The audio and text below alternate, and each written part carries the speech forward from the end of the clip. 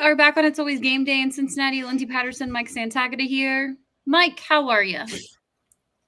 I'm doing pretty good. Super Bowl did not go how I expected, but it sure went the way I wanted it to. Yeah, that was great. It was.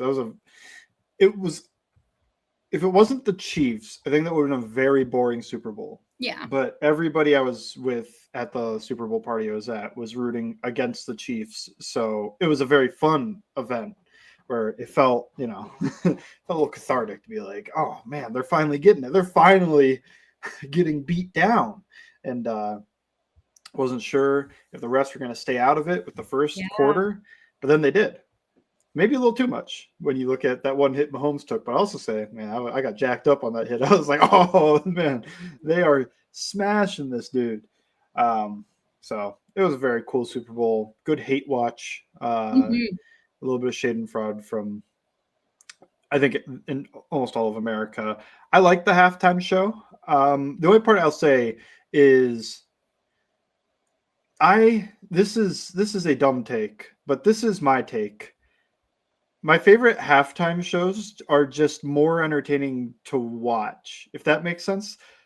Because, and this is the very dumb take I have, Katy Perry was my favorite halftime show because there was so much going on. The Left Shark, she wrote in the metal tiger, and the More You Know Rainbow, all that stuff, and Raylan. She hyped up, was it Lenny Kravitz, like that entire time, and then she brought out Missy Elliott. I can't even remember. She brought out somebody else, and they rocked. It was such a good time.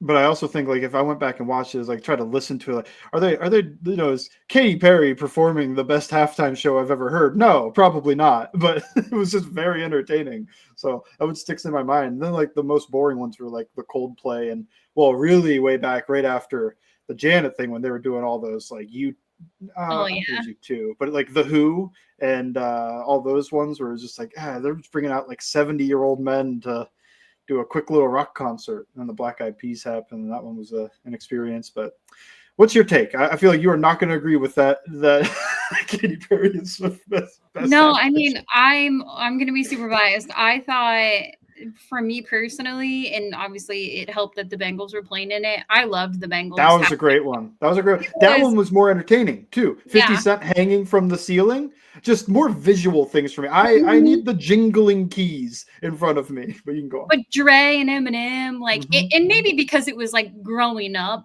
that those were the people. And it just felt really cool. And then just having a lot of California people there, it made it really neat. Kendrick was even there. So you were there, right? Yeah, I was there. Yeah. It was kind of that's weird. Also different. Well, it was kind of weird, I will say, because when you think of halftime, you think of like lights and it's dark, but it was California time. So it was like 4:35-ish. So it was still light out when the halftime performance was happening. So they gave us these little lights. And it really, you couldn't, I mean, they worked, but it was still light in the stadium. But yeah, one of my favorites was that one. I have no issue with Kendrick. Here's the thing. And I feel like, obviously, with social media, everyone's going to have a reaction to everything. So automatically, everyone, like, you get to your Facebook or you get to Twitter and everybody's like, I hate it. I loved it. We can never really find that even ground where people are just like, it was an okay performance. For me, I like Kendrick, and obviously he was coming off a huge week at the Grammys, so I thought it was fine. I didn't think it was bad, but everybody has. It was like a B. Yeah. Like I didn't think it was the greatest one of all time. Obviously my taste is weird, but I also didn't think it was the worst. If people that say this is the worst, I need you to go back to like those Paul McCartney by himself and the Who and like these very boring performances. And then if you also think like, no, I love those, like go back to the Black Eyed Peas for like a mess of a performance live, or like it's not, I don't know, they're professionals, but I was also kind of like, this is not they don't exactly sound like it right now, but I feel like that's enough time spent on these halftime shows. Man, I have to say one more thing. Way back in the day, because I went back and I watched like the first 5 Super Bowls just being a football nerd in the off season a couple years ago. they reenacted a Revolutionary War battle for like the Super Bowl IV halftime show. That's what they used to be. They did not used to be excited. It wasn't like they brought out Elvis for those halftime. No, they were doing weird stuff back then for their halftime shows. I think there's another one. I didn't watch this, but it was like advertisement for Disney. Like I think they had the Super Bowl in Florida. It might have been Orlando, maybe it was LA, and they just had like an entire advertisement for like go to Disney. It's like that was the halftime show. No, I mean, yeah, everyone's gonna have a reaction to it, but I was fine with it. I didn't think it was bad, but everybody kind of feels that's just what it is when it's the halftime performance. We'll get it again next year. We don't even know the performer, but it'll happen. But let's just stay with the game, and then I kind of want to throw it back to a little bit of things that happened last week with some of Trey Hendrickson's comments. Even Joe Burrow was kind of crazy because we recorded on Tuesday, and then Trey and Joe were talking, so there was a lot of news for the Bengals. But I actually want to just recap with the game and obviously the connection and how we're feeling. I agree with you. That was my favorite beatdown ever. I enjoyed every minute of it because it honestly never felt close when you think about it. Even the first quarter, I'm like, I don't really think that he's going to be able to do anything offensively. And that's all credit to the Philadelphia Eagles. I'm so happy it turned out that way. If it was anyone else, I agree with you. I would have wanted more of a competitive game, but it was absolutely beautiful. And I think you can look at the Eagles, and I think we've been saying it honestly. You could look at it for the last 5 to 6 years, or even going back to their last Super Bowl win, and just say they know how to build a team. Not only will they spend money and pay their guys, they obviously paid Jalen Hurts, paid wide receivers, paid a running back where you don't see that a lot in the NFL, big time money. And then they hit on draft picks. They're not afraid to go after guys. I think a lot of people could look at Cooper DeJean right now and be like, well, man, we really missed on that guy. He would have been fantastic. And just other guys on the defensive side of the ball. Obviously, Jalen Carter falling to them was extremely helpful. They traded up for him too, though. They traded up for him, but obviously I don't think Jalen Carter would have been available if other teams would have taken a chance, even though he was picked pretty high in the first round. Obviously everything that happened prior to the draft, but I think that was obviously pretty easy hit for them. And just overall, if you just look how they built this roster, it's everything. It's a little bit of everything. I don't think you could just point at one thing and say, well, they're really good at drafting. No. They're just not afraid to take chances and build a winning team. And, you think back to Jalen playing in that Super Bowl 2 years ago, and there are a lot of those, if you never make it back to the Super Bowl if you lose, and all those scenarios. And then Jalen Hurts comes out there, and obviously he is on a loaded team, and proved a lot of people wrong. Like, you can get back to a Super Bowl. You can win. You can build a roster this way. I think all of that's extremely important when you look at the Cincinnati Bengals right now. Joe Goodberry, Jake Lisco, they actually had a really good breakdown on Twitch. They tweeted it out, so I really highly recommend watching that video. But they just build this offseason. The Bengals, and we've talked about it before, Mike, they have money to spend. They're not in cap trouble. Joe Burrow doesn't even have to restructure, but we'll get into some of his comments from last week in a little bit. But when you think and you see what the Philadelphia Eagles are doing, I'm saying, Cincinnati's not going to be able to do that in one offseason. But when you look at the front office and the mindset and the way they do things, the Bengals need to adapt to that. All NFL teams need to adapt to what the Philadelphia Eagles are doing, because right now, I wouldn't be surprised if Philadelphia is right back in the same spot next year, at least in the NFC title game and the NFC championship game, playing another Super Bowl. They're loaded. They're young. And obviously they'll lose some free agents this offseason, but overall, that's what you want. You want to be how the Philadelphia Eagles are built. We could look at the Chiefs all day and say, oh, well, look at all the rings and look what they've been able to do. And yes, they've hit on draft picks, but their offense is pretty stale and boring. Their defense is good. It's hard to say that when you look at, that matchup on Sunday, but it was a little bit of everything. I think you look at the Philadelphia Eagles, and if you're the Cincinnati Bengals, that's the mindset you need to change your ways. Trey Brown, who they got from Philadelphia, he has interviews for the Jags. Hopefully he stays in Cincinnati, a huge part. Let other people make decisions. But when you see what Philadelphia has built, Mike, what can you take away from that overall with the Cincinnati Bengals?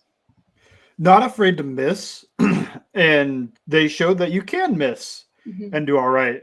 Not so much in the draft, but free agency. Bryce Huff, big miss. They sent away Hassan Reddick and got Bryce Huff, paid him, and he did nothing for him this year.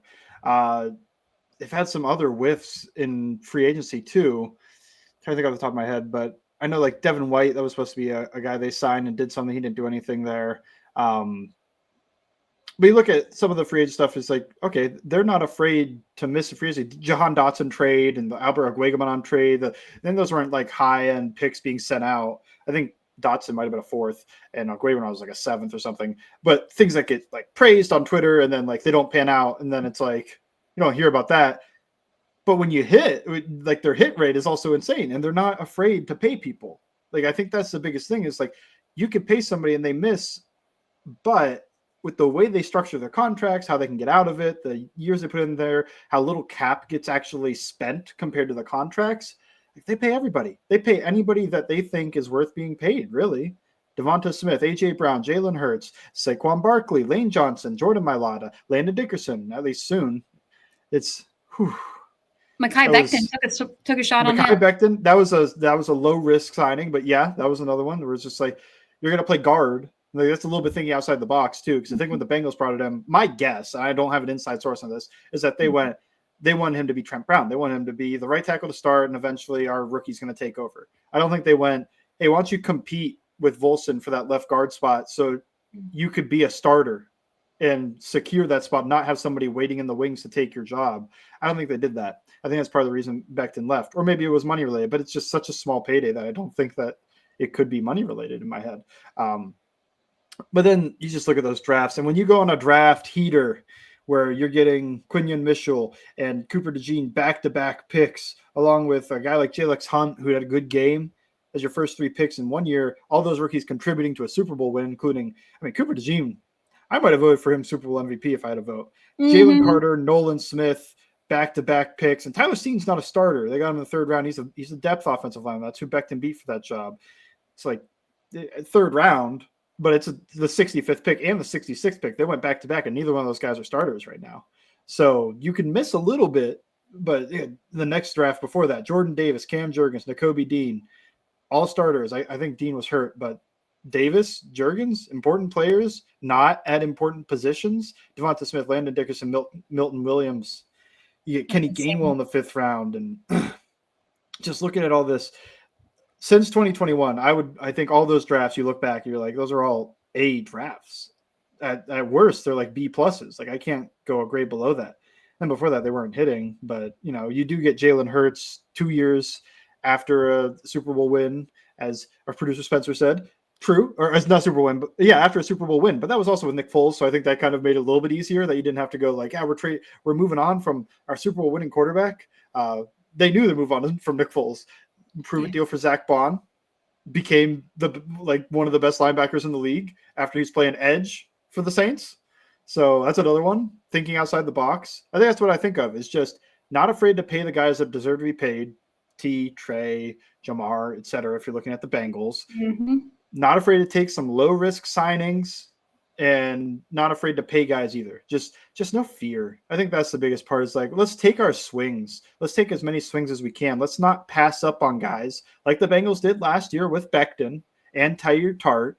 And, they passed on trying to pay DJ Reader. It's like, if you sign those guys, if you sign a Tyler Tart or a DJ Reader and you brought in Sheldon Rankins, it wouldn't have felt as bad when Rankins was out. It would have been like, oh, that sucks, but you still have a quality defensive tackle taking the snaps instead of what they had to throw out there for weeks, where it just feels like the Bengals, they are a little bit afraid when they're going through contracts, free agency, especially trades. They never trade. No. Unless it's like nothing stuff, like 7th rounder for Khalil Herbert. Like, that's the type of trades that they do. So when I look at that, I just think that the Eagles aren't afraid to make mistakes. They're not afraid to think outside the box. I think and whatever they do with the cap is just wizard stuff. I assume one reason the Bengals don't do that is just because they always claim to be cash poor. So they can't always, that's how you do some of that. But at the same time, like, if you're a billionaire, you should be able to do this. You're making a profit on this team, I assume. And one of the big reasons are the guys that are playing for you. So I would say you got to find a way to pay these guys. Pay your important players. You don't need to try to take one important player. Like, if they tried to take Devonta Smith and spread that money out over average starters, they're not paying average starters market rate, is I think another thing I look at. They're not going and finding an average guard and paying him. They went and found Mekhi Becton, gave him a low end deal. I think when you avoid the middle market that Bengals like to play in, and they've had some hits in there too, but it is a hit and miss market. I think that is just a hit and miss market. We have seen both ends. We've seen the hits. Chidobe Awuzie, mid-level contract, performs like an all-pro. And Trey Hendrickson was a little bit of a middle of the road contract, plays like an all-pro, is an all-pro, is a first-team all-pro. And then you see the misses where it's like you're paying Sheldon Rankins, or sometimes you go to the low end. You're paying Irv Smith and Nick Scott and these guys to try to piece this together. And sometimes you pay those middle guys the market deal and, Jermaine Pratt type, and he regresses a little bit. And now you're paying a below average starter, a market deal. And it wasn't a bad deal when it happened, but you look back, you go could we have just drafted a guy in the 3rd, 4th round to play this? And the answer is probably yeah, or maybe gone out and tried to sign a low end free agent to do that. So I think that's in my brain what the Eagles all do. I don't know if I missed anything, but I feel like I also rambled for a long time, so I probably didn't. No, I agree with you, and just kind of that connection, and we'll get to in just a moment with what Trey Hendrickson said. But if Howie was running the Bengals right now as far as GM in the front office, Trey Hendrickson, well, I wouldn't even say Trey Hendrickson would have already been extended. Those conversations are probably happening now. And I wasn't even against the Bengals last year when Trey wanted to be traded. I understood it. I thought, well, the Bengals actually got a deal the year before. Good for them. I get it now, but we'll get to that in a moment. He would have already had T. Higgins signed 2 years ago. Jesse Bates would be a Bengal right now. Yeah, you wouldn't have taken the Jesse Bates money and tried to spend it over average guys. I think that's a big one. He wouldn't a star. You pay your stars. And DJ Reader would have been paid. Jamar Chase, I almost said Chad Johnson. What am I doing? Jamar Chase would have been paid going into the 2024 season. All of that would have happened, and guess what? This team would have been competing, and I feel very comfortable in saying, having Jesse Bates on this defense, and having DJ Reader, this team would have been in the playoffs. I truly do, and it's very unfortunate with the way the Bengals operate. I said it last week. I'll say it again. They can change the way they're doing things. Honestly, here's the schedule, and they're right on time as far as the offseason. I know that's me being a little positive about it. I don't trust them fully at all until they can prove that they can actually get these deals done. But Trey Hendrickson was on the Pat McAfee show last week, and he was very nice about the Bengals front office and the coaching. He did make one comment, and look, he has all right to be honest about that situation. Duke was talking to the Cincinnati Enquirer down at the Senior Bowl.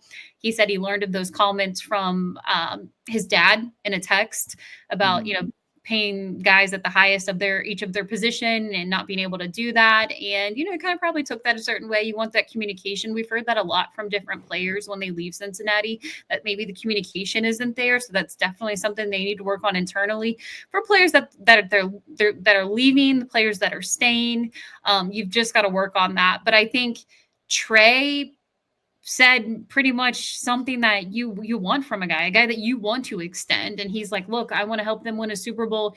And if that means me being extended, or if that means, getting picks from my trade that helps them win a Super Bowl, I want that for Cincinnati. And I think right then and there, you should say, all right, Trey, let's talk. Let's get you extended. This guy wants to be in Cincinnati. Even made the comment that he doesn't want to be coached by anyone else, doesn't want to play anywhere else.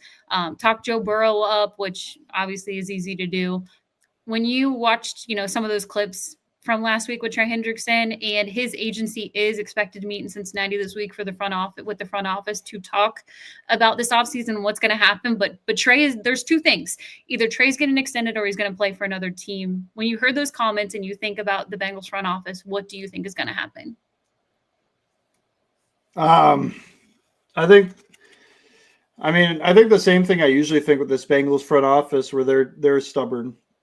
I think if they're not going to be close on this contract, I don't think they'll trade him right away. I think they'll try to get him to play on the contract. I think they'll try to get him to take the extension over time, play some hardball. Just feels like the Bengals up front office's MO is to be like, you want out of here, but we control your rights. Good luck.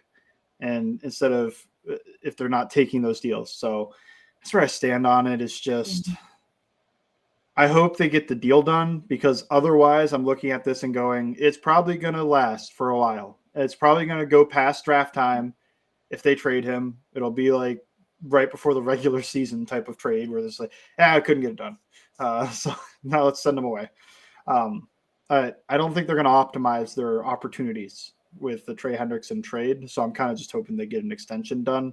And I don't want him to just play on this contract and go. No.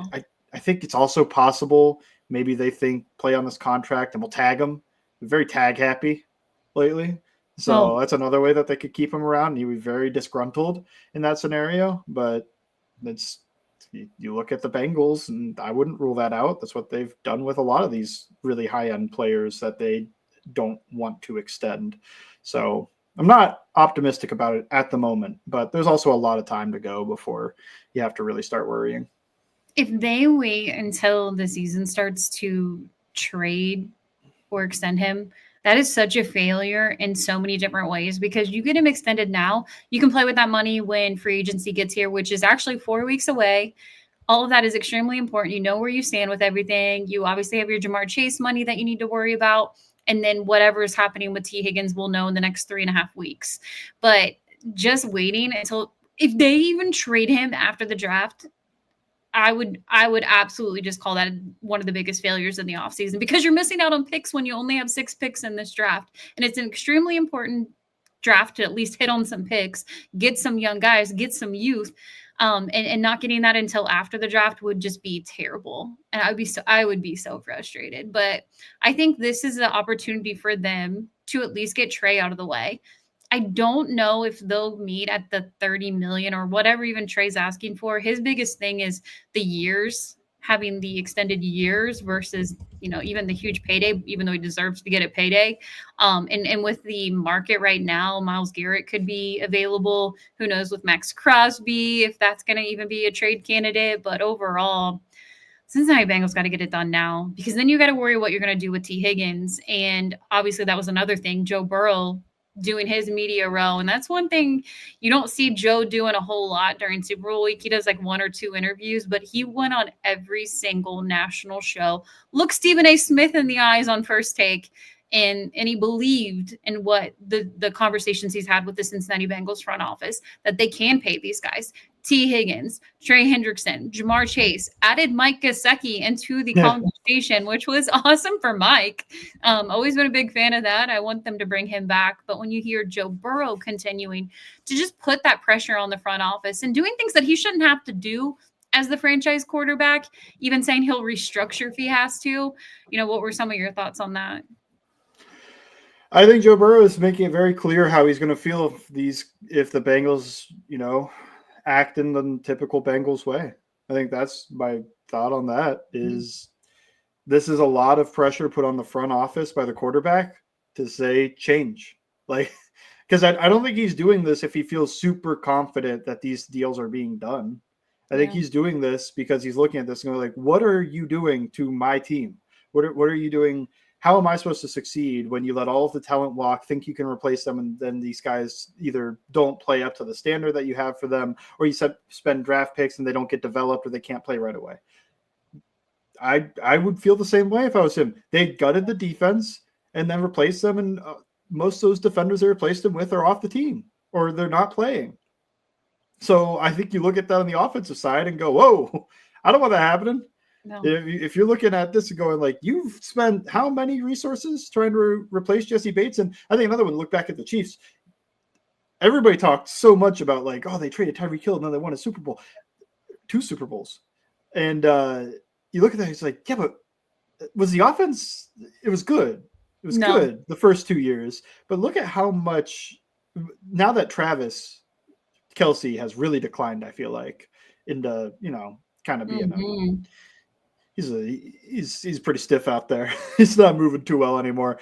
He was still moving pretty well those first 2 years, I think. At least the first year he was. And the second year, I thought his playoff run was really good. I don't think you can say the same about this. And it's just when you lose that, look at all the resources they spent trying to replace Tyreek Hill with all the trades, the draft picks. Maybe they finally got somebody in Worthy. But it took years to get there. It's not like they did that trade and went, Pat can make anybody work and Yeah. didn't spend anything on, just sent Mecole Hardman and Demarcus Robinson out there and be like, watch this. No, they immediately were making trades, trying to find wide receivers that could work in this. But made that point a few times. I think that's exactly what Burrow would look at too. Would just be like, I don't want to be in Pat's situation where, look at this last game. If Jamar Chase goes out, that's what the Bengals receivers would look like without T. Higgins. Might be worse. Probably would be worse, even with a draft pick. Because I think, look at some of those guys and they're like, they had Worthy.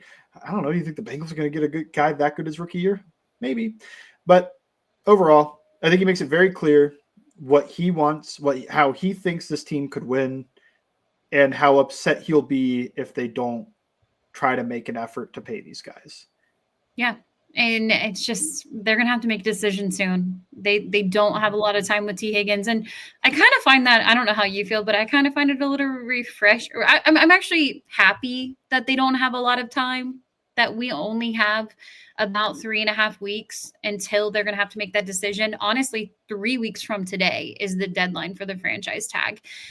If the Cincinnati Bengals are deciding to franchise tag, I'm not saying that's the end. They could franchise tag him. They could franchise and trade. They could franchise and extend. They'll have their deadline in July to make sure that that is complete if they do plan on extending him. If they were planning on trading him, again, I would want them to do that before the draft. But for them, they have to make that decision soon. And I feel like we'll hear those reports from, the national media if that's something they're leaning towards. They do wait till the very last minute of the franchise tag deadline to announce it officially. So we'll see on that front. But for me right now, before the season, I would have said 5% chance T. Higgins coming back. And I know that we've talked about it a couple times. 50% towards the end of the season. Right now, I'm really leaning towards it's going to be a franchise tag. And I don't know if it's going to be more than that. Yeah, I think there'll at least be a franchise tag. I think that is going to be the starting point, is that they're going to tag him and go, we're not afraid to play you on this. Also, as an opportunity to trade him and for an opportunity to extend. I think if they get the extension done before the tag, I will be mildly surprised. I wouldn't say shocked. I think I'd say I'm surprised they got this done. Not mildly, just full surprised they got this done. Wouldn't be shocked. I would, like, my jaw wouldn't hit the floor because I think it's possible, but I would be surprised. If they tag and extend, less surprised, where I'm like, okay, so that was the plan. If it's a tag and trade, kind of same deal, where I'm like, okay, that was the plan. I think the only shocking thing would be if they just let him walk. And I'm not going to put it past them because they did that with Jesse Bates. They've done it with other guys in the past, Kevin Zeitler, Justin Smith, and just other players, Jonathan Joseph, that they just let walk. They could have got something for him. They could have got something a few years ago. They could have just extended the guy, but instead they let him walk. And that's the one where I would be a little bit shocked. I would just go like, yeah, you still haven't learned. Like, this is the worst move you can make. Out of all the moves you can make, this is the worst one. None of it was, to me, when you hear Burrow talk about it, just extend the guy. He's young. He is very good. He had a great season. Just extend him. And one of the biggest reasons for me is you look at the team without T. Higgins, you go, yeah, we'll have so much more money. One, they have money. They have cap. This is not a cap issue. This is nothing to do with that. You extend all of the guys we've talked about, and you still have enough cap to go fill holes in free agency. But you look at that and you go like, well, you have all this money. You now have a pretty big hole at wide receiver. And I think when you have T. Higgins and Jamar Chase, that wide receiver 3 doesn't have to really do much. So I feel fine with a guy like Yossi Voss being your wide receiver 3. Without him, that guy being the secondary target, I go, ooh. And then your tertiary target becomes a little more important too to me. I would want, you saw it with the Eagles too, where they have Devonta Smith, they have A.J. Brown. Who cares about Jahan Dotson? Made a big catch in that Super Bowl. He did make a really good catch, I'm not going to lie. Yeah, made a big catch in that Super Bowl. But it's also like, it doesn't really matter that guy produces. That's cherry on top stuff. That's not cherry on top stuff when you don't have a high-end wide receiver, outside of Jamar Chase. When you just have one wide receiver, everybody else has to step up their performance. So I think there's an effect with T. Higgins being out. I know they were able to put up some points. They won more games, and they put up more points with T. Higgins in. Don't think that's a coincidence. But yeah, I think you just pay the guy. He's young. You drafted and developed him. If you're going to do that, why would you not pay him? That is where I stand on it. You took him with the 33rd pick. He was your guy, drafted, developed, the first pick of the second round, came in the league with Joe Burrow. Why wouldn't you pay him when he is everything you want him to be? Yeah, and I think, even Joe talked about it. Obviously, this isn't breaking news, but the cap is going to continue to rise. So if the Bengals, they could pay all three of them. They could extend and not touch Joe Burrow's contract at all. You don't have to do that right now. Maybe you can do it next year if you want to for some other guys, but they don't need to do that. Just keep everything as is. You pay Jamar, you pay T. Higgins, you pay Trey Hendrickson. And next year, the cap's going to grow. Those contracts are already going to look like steals, honestly, because it's going to be like, oh, you got T for that. You got Jamar for, I mean, it's going to be a real high contract for Jamar Chase and T. Higgins. But at the same time, in a couple years, you look back and say, well, those are pretty good. You're pretty good with that. And I just think this team has to realize, and the bonus of not hitting your draft picks or paying other guys or other guys being up for extension is you're only paying Joe Burrow.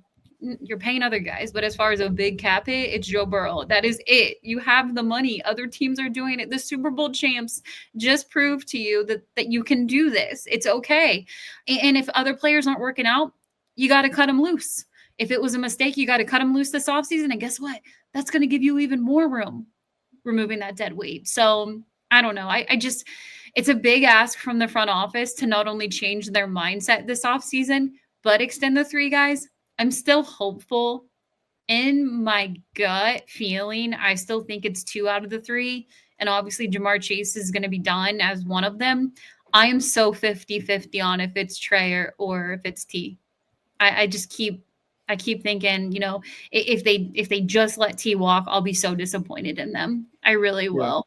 Yeah. Because again, you could tag and trade. Somebody will take him. They will. And I know with teams, when they do the tag and trade or they tag someone and they're like, oh, it's not going to work out. I mean, we saw it with Snead and some other players last year, obviously not the caliber of T. Higgins, but there's going to be teams that want him and they'll take him right away. And they'll give you, the highest bid, and you just let them all outbid each other until you get the best one. And I don't know. I want to think that they can change their mindset. And I truly do feel like there is a lot of push from the outside world with how the Bengals have handled things over the last 2 years. And even Joe Burrow, he didn't say it during his little media run at Radio Row, but he said it, in the last few months. You can't keep letting your star guys go. You've got to pay them. And I think that was extremely telling. He said it before with Jesse Bates, but this just all has felt different. And soon we'll know. And in about 3 weeks, we will know if T. Higgins is staying or going, or at least know a little bit of how this offseason is going to go, because they do have to make a decision, because on March 10th, he's everybody. Like, it's open.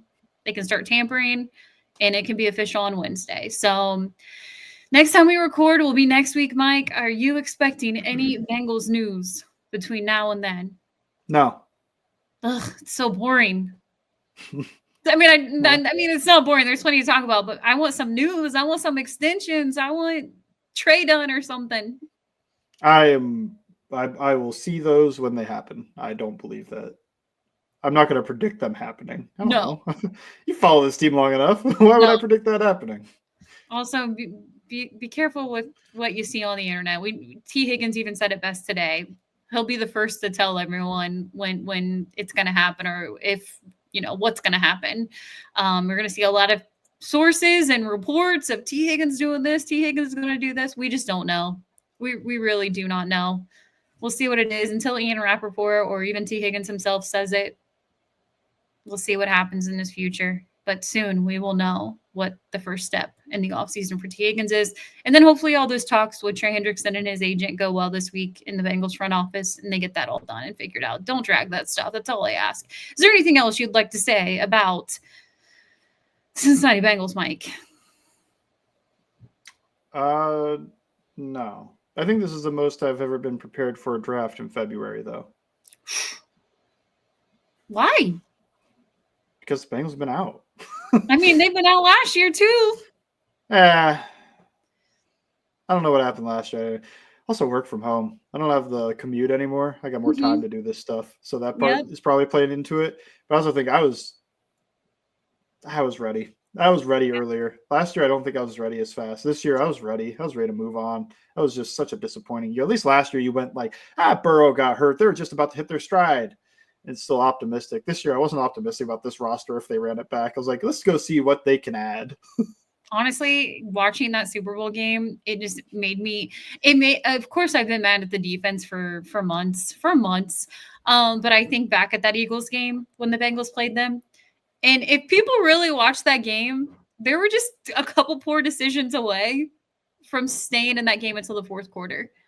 Yeah. And you think about the 4th and 1, you think about the special teams mistake, and I'm like, "Man, just so unfortunate with some of the games this season." Obviously, we've talked plenty about the Ravens games, the Chargers game, but there's opportunity. I mean, there's huge opportunity this offseason for them. Not only the guys we talked about, but your interior, what that's gonna look like. I wouldn't be surprised if they move away from both of them. At least gotta move away from one.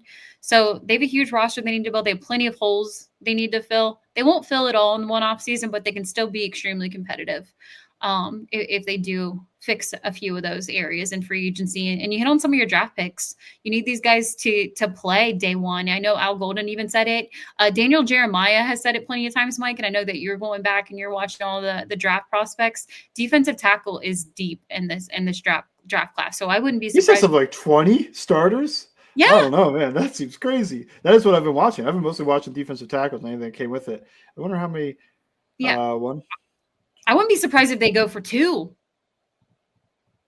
especially because I got 13 guys so far that I think are starters, so that makes sense. 20 is possible, although I've Yeah. watched a lot of them. Yeah, I think you could double dip because there's you could get a nose tackle body and you could get a pass rushing body. You can go Walter Null and Jamari Caldwell, one in the first, one in the third. Or if you go Kenneth Grant in the first and then you get Darius Alexander in the third or something. Like there's bodies. There's a lot of defensive tackles. I think it's a deep nose tackle class from what I've seen, which is interesting. I don't know if that's always true. Felt like last year was a very shallow nose Yeah. tackle class where it was Tavondre Sweat, and then it was like, do you want McKinley Jackson? You're going to have to move up. You're going to have to take him higher than you would like because he is the second nose tackle. And then after that, nobody, I guess, except for the people that, they found some UDFAs that worked. So, yeah, I kind of agree. It's a very deep defensive tackle class. I think there's a lot of guys that could become starters, and just different body types too. It's a good year to need a defensive tackle, and the Bengals sure do. It's probably the second biggest need on the team right now. Yep. So we'll have plenty of that in the offseason, but we are just weeks away from franchise tag combines coming up in 2 weeks, 13 days. Plenty of content from there. And obviously guys will move up and down on a draft board. We'll get to mock drafts and all that fun stuff over the next few weeks. But hopefully soon we get some extension news on Trey T and Jamar Chase, but to be determined. Make sure you check out Mike's work, Bengals_Sands over on X. Bengals Talk, plenty of articles. Do you have anything coming up soon? I'm going to write a Xavier Watts scouting report. Just, I think that's somebody the Bengals have liked and, probably will like because of Golden, and also feels like the fans pretty enamored with the guy. So let's talk about him. Go check it out. Thank you as always for listening to It's Always Game Day in Cincinnati.